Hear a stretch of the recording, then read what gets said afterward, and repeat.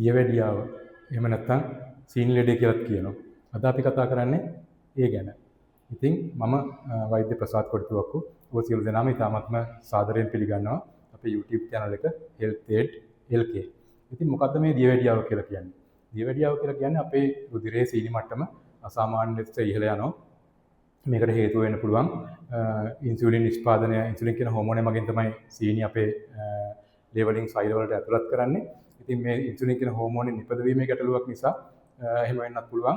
එහෙම නැත්නම් ඒ ඉන්සුලින් වල ක්‍රියාකාරීත්වය හරියට වෙන්නේ නැති නිසා මේක වෙන්නත් පුළුවන්. කොහොම හරි අන්තිමට දියවැඩියාව කියලා අපි කියන්නේ ලේවල සීනි මට්ටම අසාමාන්‍ය ලෙස ඉහළ යාම. ඉතින් ශ්‍රී ලංකාව වගේ රටක මොකක්ද හේතුව මේ වගේ රෝගී තත්ත්වයක් ඉතාමත්ම ව්‍යාප්ත වෙනවා. නැත කාලිනව ගොඩක් වෙලාවට ගොඩක් වැඩිහිටියන පමණක් නෙවෙයි තරුණ ප්‍රජාවටත් මේ තත්ත්වය තියෙනවා. ඉතින් මොකක්ද හේතුව? ලංකාවේ අපේ ප්‍රධානම හේතුව ආහාර රටාව. අපි ගොඩක් වෙලාවට සුදු බත් එහෙම නැත්නම් බත් ආහාර ගන්න පුළුවන් වෙනවා. ගොඩක් බත් ප්‍රමාණයක් කනවා. ඉතින් ඊට අමතරව වෙනත් ඔය සොෆ්ට් ඩ්‍රින්ක්ස් වර්ග එහෙම නැත්නම් මේ පැණි රස ಜಾති මේවා ගොඩක් ආහාරට ගන්නවා. ඒ නිසා මේ ආහාර පුරුදු නිසා ගොඩක් වෙලාවට ශ්‍රී ලංකාව තුළ දියවැඩියාව වැඩි වෙනවා. ඒකම තමයි ගොඩක් වෙලාවට අපේ ක්‍රියාකාරීත්වය එහෙම නැත්නම් අපි එක්සර්සයිස් කරන ප්‍රමාණය ගොඩක් වෙලාවට අඩු මට්ටමක තියෙනවා. ඒ වගේම තමයි ගොඩක් අය විවිධ හේතු නිසා ඉතාමත්ම ආතතියෙන් ඉන්නේ. ඉතින් මේ ආතතියත් මේකට ප්‍රධානම හේතුව. ඒ වගේම තමයි අපේ තියෙන ස්ථූල බව.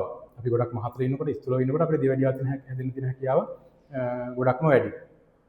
ඉතින් මේ වගේ කරුණු කාරණා රාශියක් තියෙනවා අපිට දියවැඩියාව හැදෙන්න හේතු වෙන්න පුළුවන්.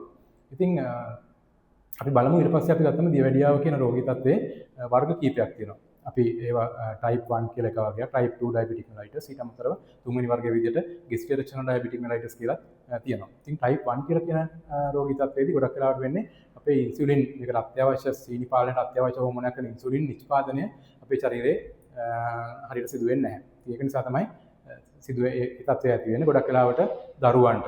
එහෙම නැත්නම් අපි කියන young adult තමයි මේ තත්ත්වය තියෙන්නේ. ඉතින් ගොඩක් වෙලාවට අපිට කරන්න පුළුවන් දේ තමයි ඉන්සුලින් පිටතින් අපි ආයට ලබා දෙන එක.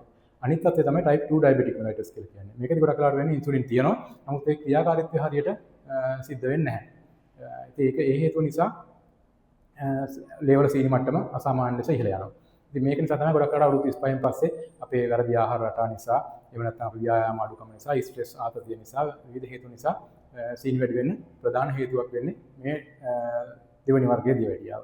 ඊට අමතරව gestational diabetic mellitus කියලා අපි කියන්නේ ගර්භණී සමය තුළ අපේ ශරීරයේ සීනි මට්ටම වැඩි වෙන තත්ත්වයක් ඇති වෙනවා. ගර්භණී භාවය නිසාම සීනි මට්ටම වැඩි වෙන්න පුළුවන්. ඉතින් ඒ වගේ තත්ත්වයක් ආවොත් අපි ඒකට කියනවා gestational diabetes කියලා.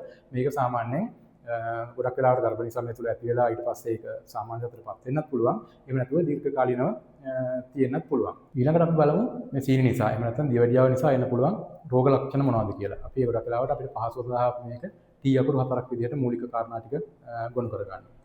මුලින්ම ඒ තමයි টয়ලට් යන වාර ගන්න අපි වැඩි වෙනවා. ඒ කියන්නේ මුත්‍රා පිට කරන්න අපි යන වාර ගන්න ගොඩක් වෙලාවට වැඩි වෙනවා. ඒක තමයි පළවෙනි T එක. ඊළඟට thirsty. එහෙම නැත්නම් නිතරම වතුර පිපාසය. අපි නිතරම වතුර බොන්න අපිට අවශ්‍ය වෙනවා. ඊළඟට thinning of body. thinning කියලා කියන්නේ අපි බර ඉතාම වේගයෙන් අඩු වෙනවා. අපි ගොඩක් වෙලාවට ඉක්මනට කෙට්ටු වෙනවා. මේකත් දියවැඩියාවේ තියෙන රෝග ලක්ෂණයක් තමයි. අනිත් එක තමයි tiredness. අපිට හැම වෙලේම ගොඩක් සැර මහන්සියක් තියෙනවා. අපි නිතරම මහන්සියෙන් ඉන්නේ. ඒකත් මේ වගේ රෝග ලක්ෂණයක්. ඊළඟට බලමු මොනවද අපිට දියවැඩියාව හැදෙන්න පුළුවන් අවදානම් සාධක තියෙන කියලා. අපි කලින් කියපු දේවල් වල තමයි. අපේ තියෙන වැරදි ආහාර රටාව නිසා. එතකොට අපි වැඩිපුර සුදුපත් වැඩිපුර කනවා, එහෙම නැත්නම් පැන් රස ಜಾති වැඩිපුර කනවා මේ වගේ තත්ත්වයක් නිසා. ඊට අමතරව ඊළඟට අපිට එක්සර්සයිස් නැත්නම් ව්‍යායාම මද බව. ඒකම තමයි අපිට එතනින් එහාට ගියාම අපි ගොඩක් ආතතියෙන් ඉනකොට ඒකත් දියවැඩියාව හැදෙන්න ගොඩක් වෙලාවට ප්‍රධාන හේතුවක් වෙනවා. ඒකම තමයි අපේ ස්ථූලතාවය. අපි ගොඩක් මහතර ඉන්නකොටත් අපිට ගොඩක් වෙලාවට දියවැඩියාව හැදෙන්න තියෙන අවදානම ගොඩක් වැඩි.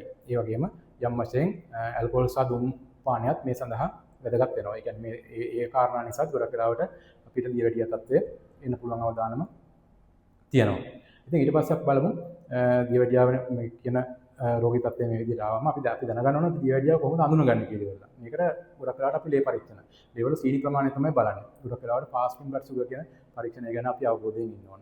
fasting blood sugar කියලා කියන්නේ නිරාහාර රුධිර පරීක්ෂාව. පැය 8ක් 10ක් නිරාහාරව ඉඳලා අපි රුධිරයේ සීනි මට්ටම කොච්චරද කියලා බලනවා. ඒක බලද්දී ගොඩක් වෙලාවට 100ට වැඩිය අඩුවෙන් තියෙනවා නම් ගොඩක් වෙලාවට අපි නිරෝගී. එහෙම නැත්නම් 100 සිට 126 දක්වා ප්‍රමාණයක් තියෙනවා නම් අපි කියන්නේ අපිට සීනි හැදෙන්න අවදානම. ඒ කියන්නේ ප්‍රී ඩයබටික් කියලා කියන තත්ත්වය තියෙනවා. මූලික ඩයබටික් දියවැඩිය අවස්ථාවේ අපි ඉන්නේ කියන එක. ඊට පස්සේ 126ට වැඩිය මේ තත්ත්වය සීනි මට්ටම වැඩි නම් තවත් ලේවල එතකොට අපි කෙලින්ම දියවැඩියා රෝගියෙක්. ඉතින් මේක තමයි අපි සාමාන්‍යයෙන් ෆාස්ටිං බ්ලඩ් ෂුගර් එහෙම නැත්නම් නිරාහාර උදර සීනි පරීක්ෂාවේ ගන්න සාමාන්‍ය වැලියු ටික. ඊට පස්සේ තවත් වැදගත්ම දෙයක් තියෙනවා අපි කරන පරීක්ෂණයක්. ඒක තමයි අපි HbA1c කියලා කියන්නේ. HbA1c කියලා කියන පරීක්ෂණයෙන් අපි සාමාන්‍ය නිරාහාර උදර සීනි පරීක්ෂාවෙන් අපිට බලා ගන්න පුළුවන් වෙන්නේ එම අවස්ථාවේ තියෙන සීනි මට්ටම. එතකොට අපිට ඕනනම් කෙනෙකුට ඕනනම් වෛද්‍යවරයෙකුට වැරදි තොරතුරක් දෙන්න. ඒ කියන්නේ තමන් හරියට සීනි පාලනය කරගෙන තියෙනවා කියලා බොරුවට පෙන්වන්න ඕන. අපිට පුළුවන් දවස් කිහිපයක් හොඳට සීනි පාලනය කරලා ආහාර රටාව හොඳ වෙනස් කරලා අපිට යන්න පුළුවන්. එතකොට ෆාස්ටිං බ්ලඩ් ෂුගර් කියන සාමාන්‍ය මට්ටමට අපිට ගන්න පුළුවන්.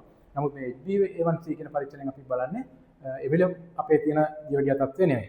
මාස 3ක විතර අපේ සීනි පාලනය කොහොමද කියලා අපි ඒකෙන් හඳුනා ගන්නවා. ඉතින් මේ HbA1c කියන පරීක්ෂාවෙත් අපි සාමාන්‍ය වැලියු ගොඩක් වෙලාවට අපිට වටිනවා අපි දැනගෙන තියෙනවා නම් ගොඩක් වෙලාවට HbA1c කියන පරීක්ෂණය අපි 5.7ට අඩුවෙන් තියෙනවා නම් අපි නිරෝගී කියලා කියනවා. ඒකෝට 5.7යි 6.4යි අතර තියෙනවා නම් එතකොට අර මම කලින් කිව්වා වගේ එයා දියවැඩියා අවදානම් තියෙන කෙනෙක්. එහෙම නැත්නම් අපි ප්‍රී ඩයබටික් කියන තත්ත්වයේ තියෙන කෙනෙක් කියලා කියනවා. එතකොට අපි කිව්ව 6.4ට වැඩිය මෙයාගේ වැඩි නම් අනිවාර්යයෙන්ම මේ පුද්ගලයා දියවැඩියා රෝගී. එතකොට එහෙම නැත්නම් එයාගේ සීනි පාලනය එච්චර හොඳ නැහැ. සමහර ගොඩක්ම නරක විදිහට සීනි හොඳ පාලනයක් නැති අයගේ ගොඩක් වෙලාවට මේක 8 9 10ටත් යන්න පුළුවන් HbA1c කියන අගය. ඉතින් මේක අපි දැනුවත් වීම ඉතාමත් වැදගත් වෙනවා මේ පරීක්ෂණ වාර්තා පිළිබඳව අපේ සෞඛ්‍ය තත්ත්වය මනාව අපි දැනගන්න. ඉතින් ඊළඟට බලමු අපි මේ සීනි තියෙන එහෙම නැත්නම් දියවැඩියා රෝගය නිසා ඇති වෙන පුළුවන් කොම්ප්ලිකේෂන්. එහෙම නැත්නම් සංකූලතා මොනවද කියලා.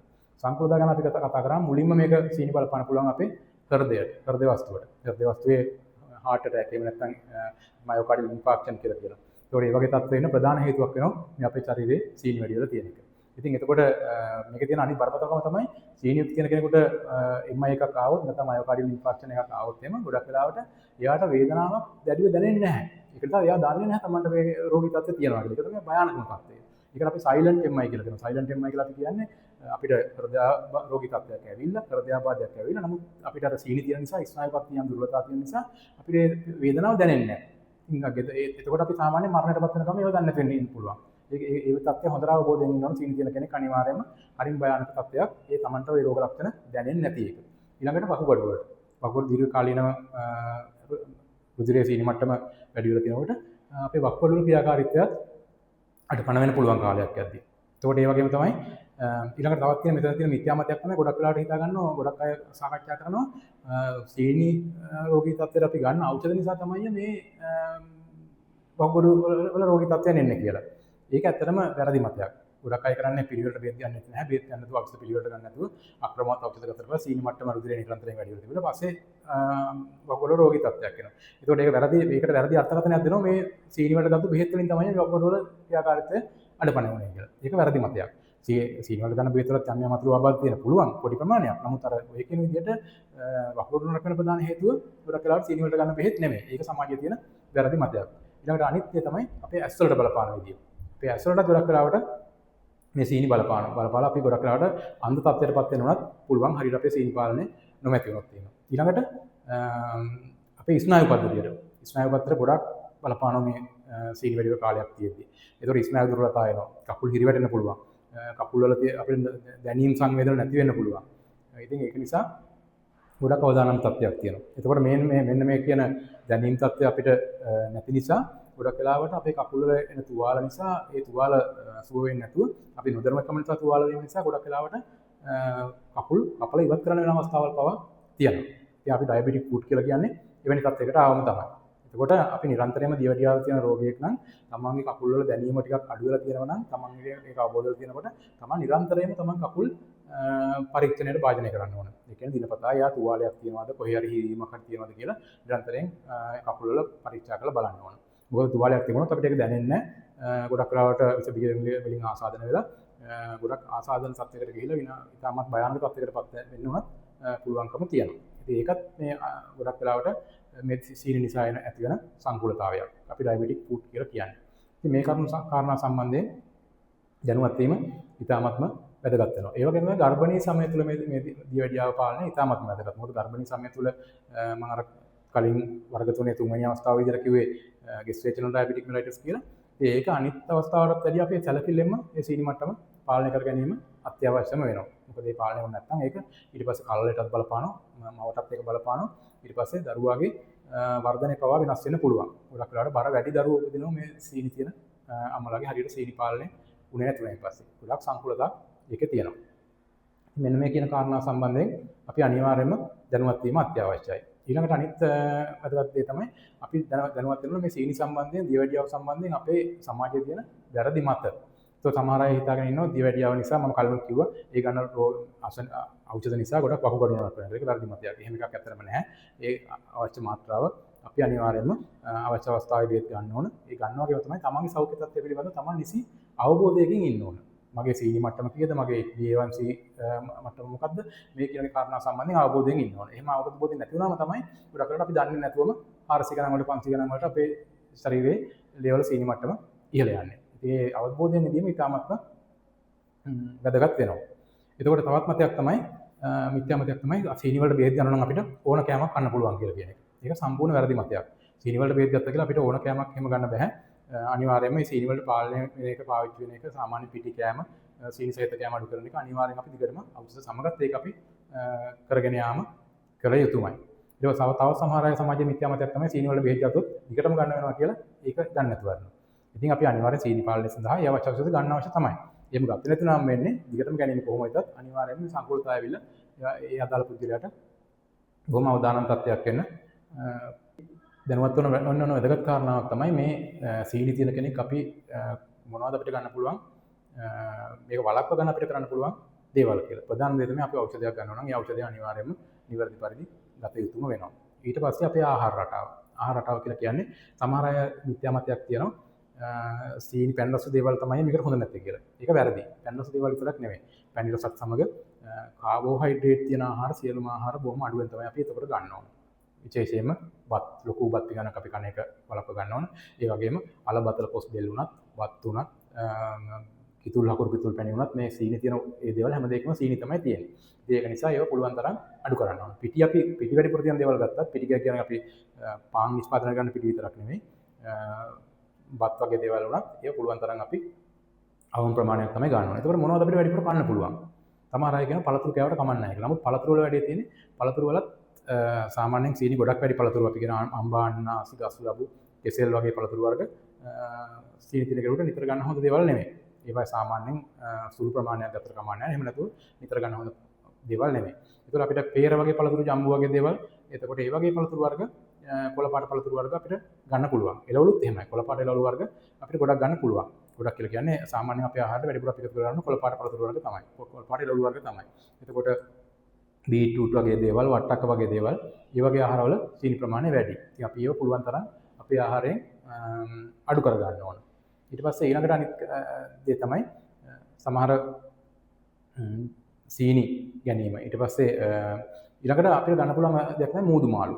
ඒකට මූදු මාළු වගේ දේවල් අපිට පුළුවන් තරමක් එහෙම ගත්තට එහෙම ගැටලුවක් නෑ. අපිට ගන්න පුළුවන්කම තියෙනවා. ඉතින් මේ කරුණු කාරණා සම්බන්ධයෙන් තමයි මට ඔබ අද දැනුවත් කිරීමට අවශ්‍ය වුණේ. ඉතින් මේ වීඩියෝ එක ඔබට දැනුමට යම් කිසි රුකුලක් උනායි කියලා හිතනවා නම් මේක අනිත් අයට ෂෙයා කරන්න. ඒ වගේම ඔබේ අදහස් කමෙන්ට් සෙක්ෂන් එකේ කමෙන්ට් එකක් විදිහට දාන්න. මේ වීඩියෝ එක සම්බන්ධව ඔබට යම් කිසි ගැටලුවක් තියෙනවා නම් දැනුවත් වීම යමක් තියෙනවා නම් මේ ප්‍රශ්නේ අහන්න. ඒකෝර අපිට පුළුවන් ඔබට ඒ සඳහා අවශ්‍ය පිළිතුරු ලබා දෙන්න. ඒකම තමයි මින් ඉදිරියටම අපි වීඩියෝ එකක් නිෂ්පාදනය කිරීමේදී මොකක්ද අපි කරන්න ඕන වීඩියෝ එක කියලා ඔබේ අදහස් දක්වන්න. ඒකෝර අපිට පුළුවන් ඒ අදාළ අදහස් එක්ක හොඳම මට්ටමේ ඔබට දැනුම දෙන්න පුළුවන් වීඩියෝ එකක් හදන්න.